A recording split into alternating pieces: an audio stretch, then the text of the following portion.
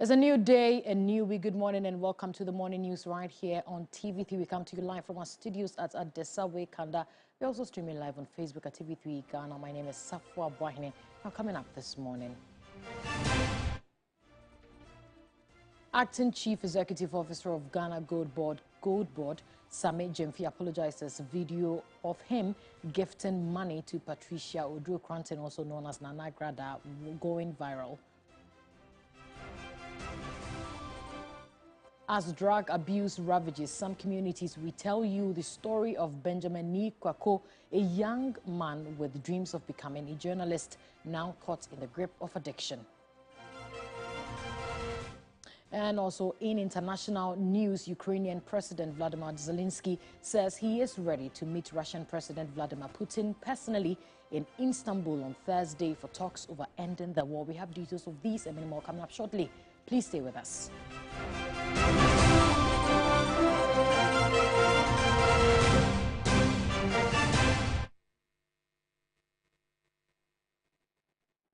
Many thanks for joining us this morning. Let's settle for the details now into a first story. The acting chief executive officer of the Ghana Gold Board, Sammy Jemfi, has apologized after receiving widespread criticism over a monetary gift he gave to Patricia Oduro-Cranton, also known as Nana Grada, a former fetish priestess turned evangelist. The apology follows the circulation of a video on social media on May 10, 2025, showing the NDC National Communications Officer handing over a sum of US dollars to Nana Grada at an event. His gesture sparked public and political backlash, with critics questioning how a public servant could have access to such large sums of money. The controversy comes just days after President Mahama launched a code of conduct for appointees in his government. Section 1.1 of the code mandates that all ministers and appointees, including CEOs of parastatals, must perform their duties and manage their personal affairs in a manner that can stand the closest public scrutiny and ensure that any conflict between personal interest and public interest is resolved in favor of the public interest. Section 6 of the same code outlines the consequences for violations, including a public apology, reprimand, request for resignation, suspension, or outright termination. It remains unclear whether Sammy Jemfi's apology will put the matter to rest or if the president will take further action.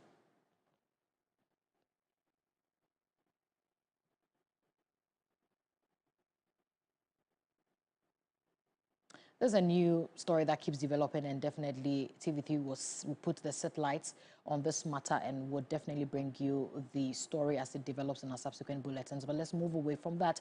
The chairman of the Akosombo Dam Spillage Committee, Engineer Kirk Kofi, says any decision to spill excess water is taken to safeguard the integrity of the dam. In an interview on hot issues, he warned that failure to protect the dam could lead to a far more catastrophic outcome. The dam is a treasure to this nation. Nobody would want to take any decision to compromise on the dam. The dam is the most important facility we have there. Now, if they have to take any decision, your decision will be to prevent breaching on the dam. Because when you breach the dam, or when it topples, everything will go. And then whatever you are trying to prevent, that's where everybody will be washed away. So the dam is your number one thing to prevent from water overtopping it. Okay, so any decision you take, you have that at the mark of your mind. But of course, you don't also want to also spill water when you don't have to. And let me tell you, I've sat in our office before. I've run the plant all my life. I haven't worked anywhere except VRA. Nobody can interfere in any decision as to when to spill or not to spill. That I can tell you. Let's move away from that, and Minister for Transport Joseph Bukari Nikpe has indicated that the ministry is currently engaging transport unions to reach a final decision on the possible reduction in transport fares. Fuel prices, a key determinant of transport fares, have consistently dropped on the international market since the beginning of 2025. However, passengers in Ghana are yet to enjoy corresponding reductions in fares. Fuel prices have dropped 3 consecutive times this year, mainly due to the declining crude oil prices and the relative stability of the Ghanaian cedi against the US dollar. Despite this, the first pricing window for May 2025 saw a marginal increase in the price of some petroleum products. The Institute of Energy Security has projected that prices will fall marginally again during the second pricing window beginning May 16, 2025. As of Monday, May 5, 2025, some oil marketing companies, OMCs, adjusted their pump prices, with petrol selling between 12.99 cedis and 13.79 cedis per litre, and diesel between 13.99 cedis and 14.89 cedis per litre. Despite this significant reduction in oil prices, transport fares remain unchanged, with unions yet to make any official move toward lowering them. This has sparked concern among commuters who feel they are being shortchanged.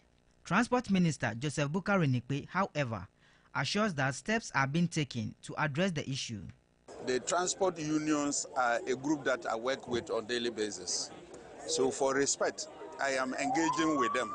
And since we have not yet come out with any conclusion, I wouldn't want to preempt any outcomes of our meetings. So I will want to say that very soon we will finalize our conversation, and then whatever that is to be told the general public, we will do that. Right, thank you very much.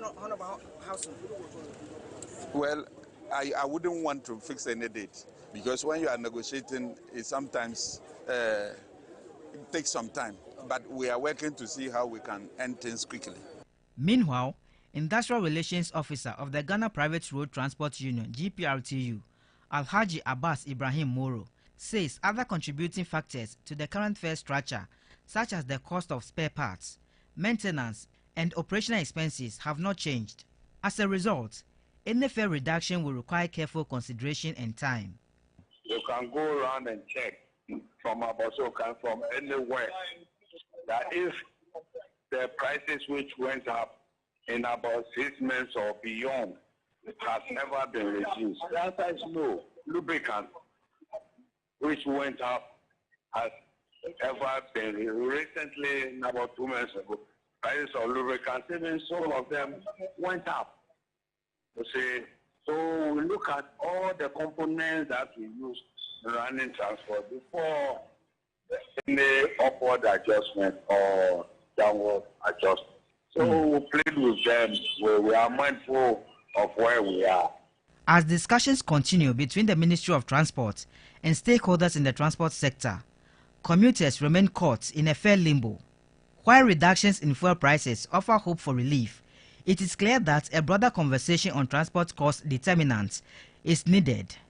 Until a resolution is reached, passengers will have to endure high fares, even as global market dynamics point in a more favorable direction. Stanley Nibleu, TV3 News, Accra. A very interesting one there, but let's move to other stories where the cost of congestion in Accra is a major challenge, with hours of productivity lost to traffic.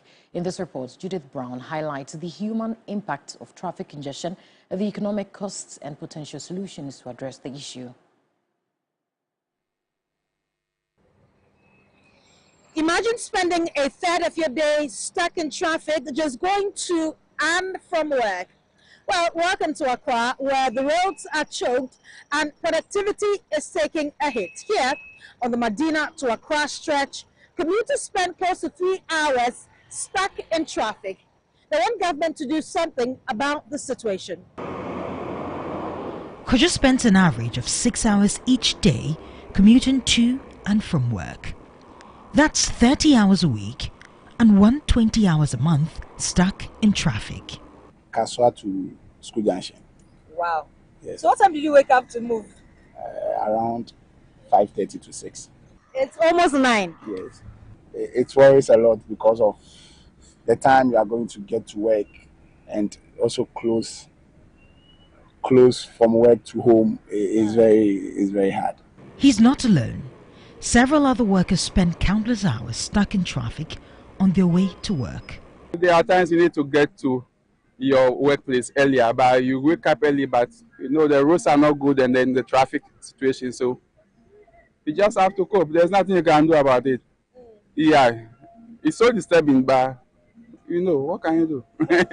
But yeah, it will be more than 2 hours.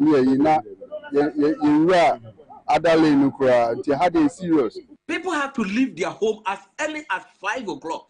4 o'clock before they can get to the center of the city. Why? And when it happens like that, when they close to, they either have to run. They will not wait for the closure time to reach, then they have to run from. So if they are closing at 5 o'clock, they will leave their workplace at 3 o'clock at the expense of productivity hours. Despite the unavailability of sufficient data, it is clear that Accra's traffic congestion cost the economy and lost productivity. Interestingly, the cost of congestion is not just financial, it's also human. People are spending more time commuting and less time with their families and friends. Impact on traffic congestion for commuters to their offices is so huge that it affects them economically, politically, and then socially. When we bring all of them combined, it is costing a whooping sums of money that is difficult even to quantify. You see, it is so huge that if you are asking me about a solution, government collects taxes and manages the economy. And if anything affected productivity, it means that it's going to affect the GDP. In response to the traffic congestion, some residents in Accra have turned to alternative modes of transportation, such as motorcycles, also known as Okadas. While this may seem like a convenient solution, it comes with its own set of challenges, higher fares and the fear of road accidents. So what is the solution? Transport expert Dr. Godfred Achiadakwa says investing in efficient public transportation systems, infrastructure development and alternative transportation options can help reduce congestion. They can dualize the road from the very place where the traffic starts congested straight down to where to the center of the middle of the town. That's another thing. Another one is that government trying to create alternative routes. You see, when you go to Accra, for example, there are so many routes within Accra that are unmotorized because the government has not constructed them. So everybody has to use the main road. But if this link road were to be constructed, people can be using that, and we cannot see the congestion so devastating like that. When you go to most places like US and other places, people work within the catchment area where they work. If you are working with Flagstaff House area, why do you go and live in Abri? You have to live within the catchment area. So they have buildings that can accommodate people who are working within that vicinity. And when it happens it reduces computations. Clearly, the cost of congestion in Accra is a complex issue, but it's not insurmountable. By working together, stakeholders can find solutions to reduce traffic congestion and improve productivity. Judith Brown, TV3 News.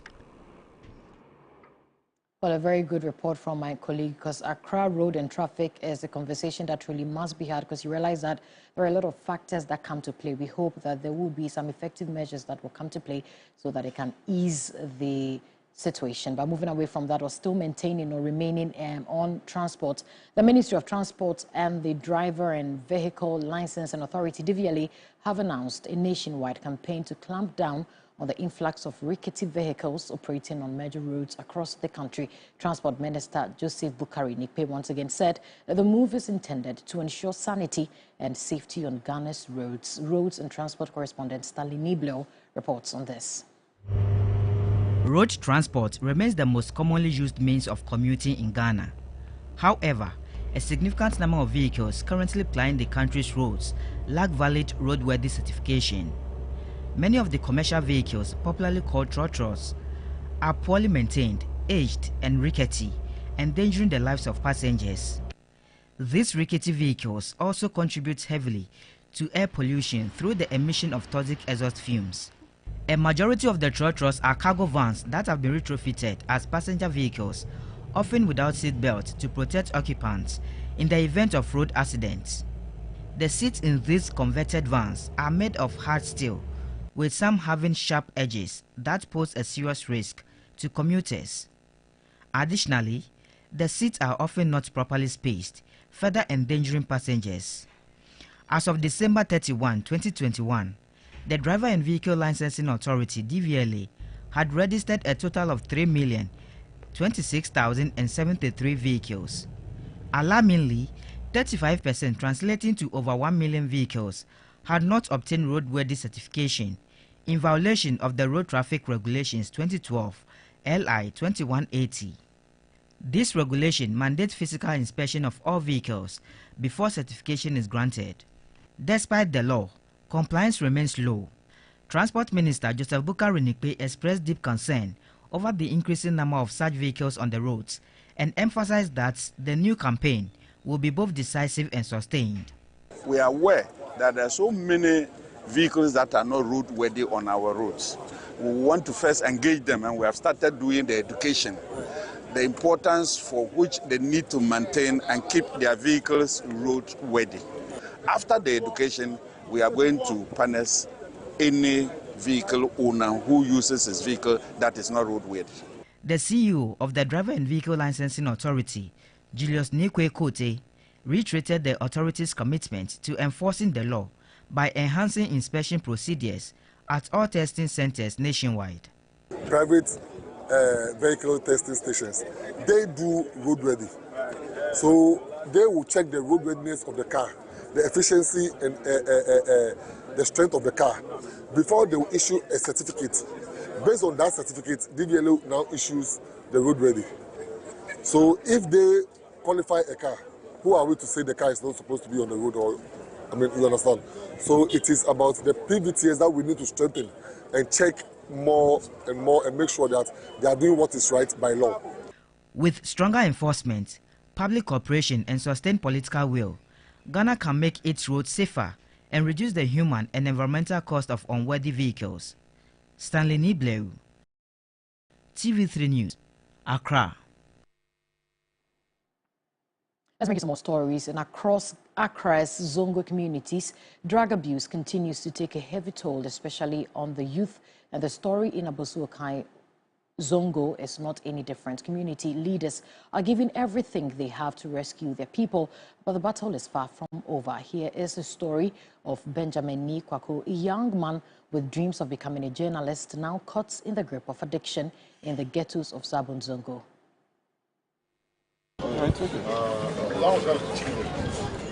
Sabon Zongo in Accra very much embodies what Zongos are known for across the country. Their Islamic heritage, communal bond, and a place of bustle and hustle. Aside the many challenges these communities face, they have to now deal with a worrying and cancerous epidemic, the abuse of opioids among its future leaders. Meet 24-year-old Benjamin Nikwaku, who shows all the telltale signs of long-term drug use. He tells me he came to the Sabon Zongo Market ghetto when he was just 11 years old. As I was in JHS, I was still on the streets.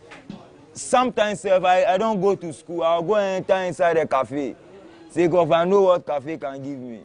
If I didn't go to school, I would not have been saying all this English. School helped me. So sometimes I even thank God for not making me an illiterate. My mom, as now as I'm talking to you, to be frank, she knows I smoke. But she has been telling me I should pray to God. Her too, she prays for me, so that I'll get a chance to stop that. Benjamin, a graduate of a Bree Secondary Technical School, once believed he would become a journalist. Now, that dream seems to be inching far away. Instead, he spends his days in a ghetto feeding his addiction to illicit drugs.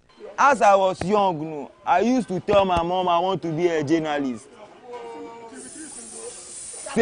Since from JHS and things, be say, any quiz and things and parts. But as time goes on, I changed my mind. I told my mom I wanted to be a soldier. I've been seeing that I am uta, I'm shishi, you know. Benjamin and his friends who live in these ghettos are struggling to hold on. Here, it is not just about peer pressure. It is about escaping poverty and coping with trauma. The growing menace of drug abuse is threatening their future and stealing human resources that could change their story. Even the elder people around here, we don't let them here.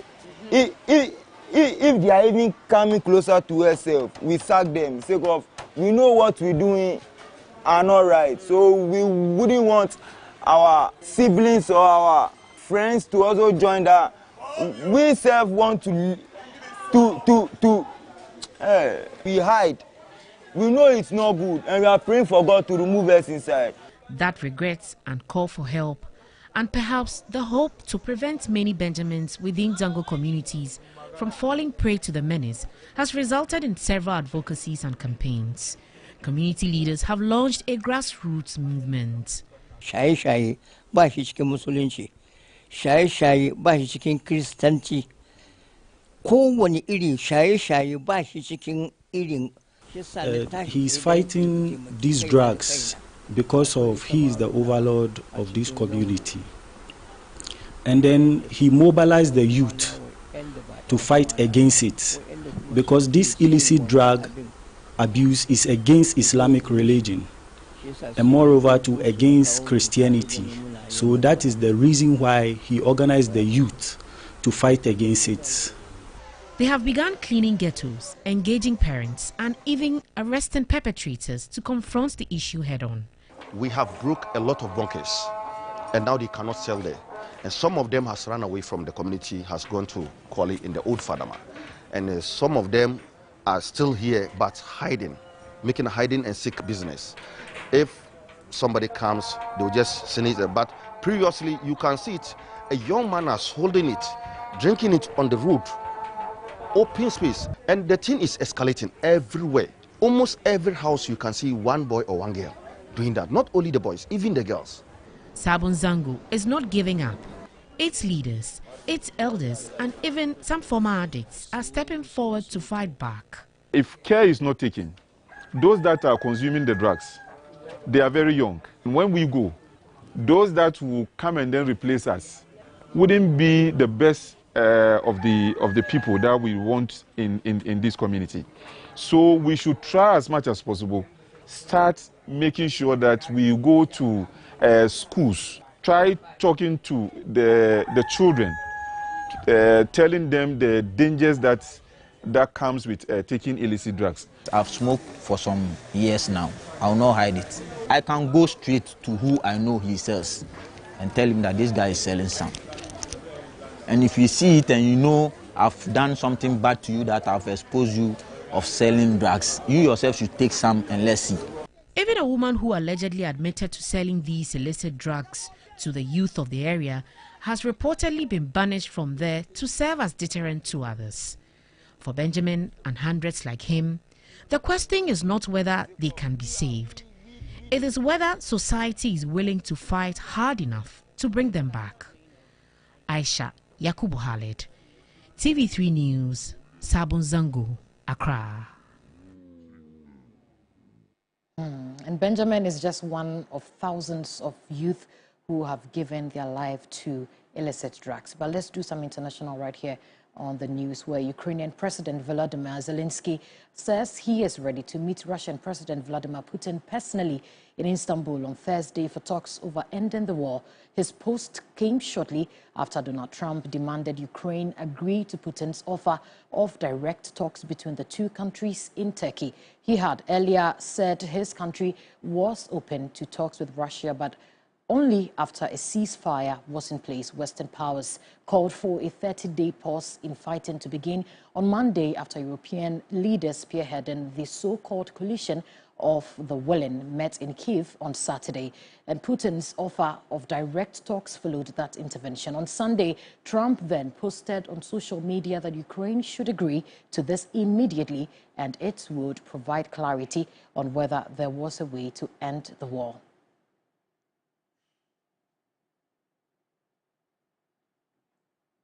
And this is where we end the morning news. Many thanks for joining us this morning. My name is Safwa Bwahini. New Day continues right after this breather with Cookie T and the rest of the New Day team. Have a wonderful day and week ahead.